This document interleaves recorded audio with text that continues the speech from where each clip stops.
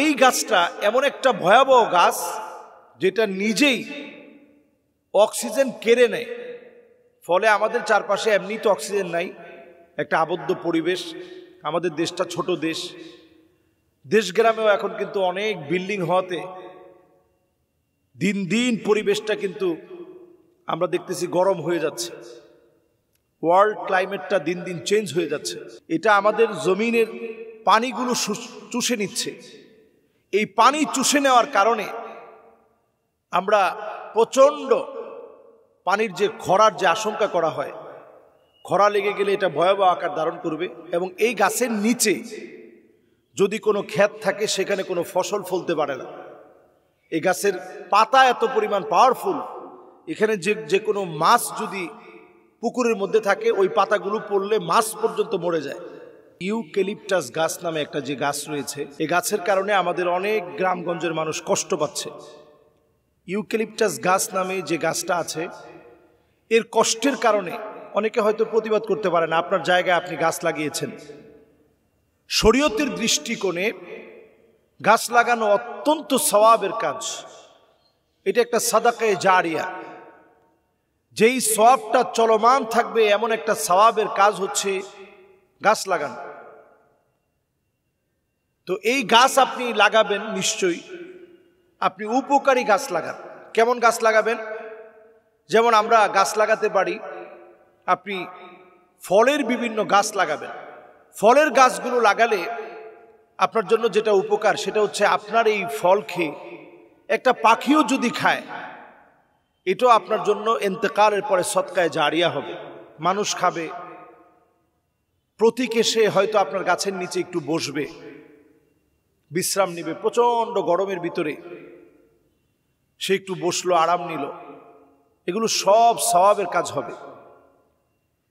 তো ইউক্যালিপটাস গাছ যেটা আছে, এই গাছটার বড় ক্ষতিকর দিক হচ্ছে গাছ সাধারণত অক্সিজেন বিলিয়ে দেয়, যেটা আমরা গ্রহণ করি। আর এই গাছটা এমন একটা ভয়াবহ গাছ যেটা নিজেই অক্সিজেন কেড়ে নেয়। ফলে আমাদের চারপাশে এমনি তো অক্সিজেন নাই, একটা আবদ্ধ পরিবেশ।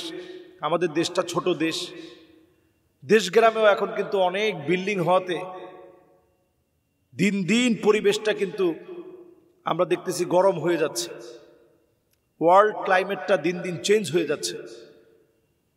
তো ইউক্যালিপটাস গাছগুলো আমরা লাগানোর দ্বারা সমাজটাকে আরো নষ্ট করে ফেলতেছি।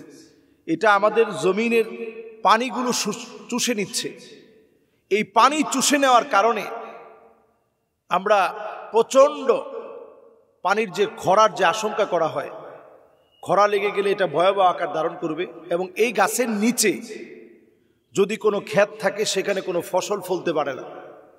এই গাছের পাতা এত পরিমাণ পাওয়ারফুল, এখানে যে কোনো মাছ যদি পুকুরের মধ্যে থাকে ওই পাতাগুলো পড়লে মাছ পর্যন্ত মরে যায়। তো সমাজের ক্ষতি, মানুষের ক্ষতি, মানুষের কষ্টের কারণ হয় এমন কোনো কাজ আমরা করব না। একজন মুমিন তার জবান দিয়ে যেমন মানুষকে নিরাপদ রাখবে, তার হাত থেকে মানুষ যেমন নিরাপদ থাকবে, আপনার একটা সম্পদ যেন এমন না হয় যেটা মানুষের জন্য ক্ষতির কারণ হবে। শুধু গাছের মাধ্যমে আপনি কাঠ পেলেন, এটাই মূল উদ্দেশ্য না। গাছ লাগানোর মধ্যে এমন সব সাদাকায়ে জারিয়া, এটাকে এমনি বলা হয়নি। সুতরাং এই মহৎ সওয়াবের কাজকে আমরা বুঝে শুনে আমরা যে সমস্ত গাছগুলো ক্ষতির কারণ হয় এই গাছগুলো বর্জন করে আমরা দেখে শুনে ভালো ভালো গাছগুলো রোপণ করি। এই বৃক্ষরোপণের অনন্য সময় যাবে, এই সময়টাতে আমরা ভালো ভালো গাছগুলো আমরা রোপণ করি, এগুলো সওয়াবের কাজ হবে। আমরা বিভিন্ন পোনা পুকুরের মধ্যে ছেড়ে দিব, আমাদের হাওরের মধ্যে ছেড়ে দিব।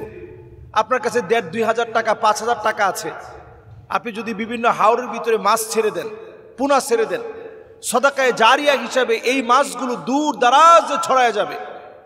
এটা আপনার জন্য সদকায়ে জারিয়া হিসাবে সওয়াব লিখিত হবে। এই কাজগুলো ইনশাআল্লাহ আমরা বেশি বেশি করার চেষ্টা করব। আল্লাহ তাআলা আমাদেরকে তৌফিক দান করুক। আসসালামু আলাইকুম ওয়া রাহমাতুল্লাহি ওয়া বারাকাতুহু।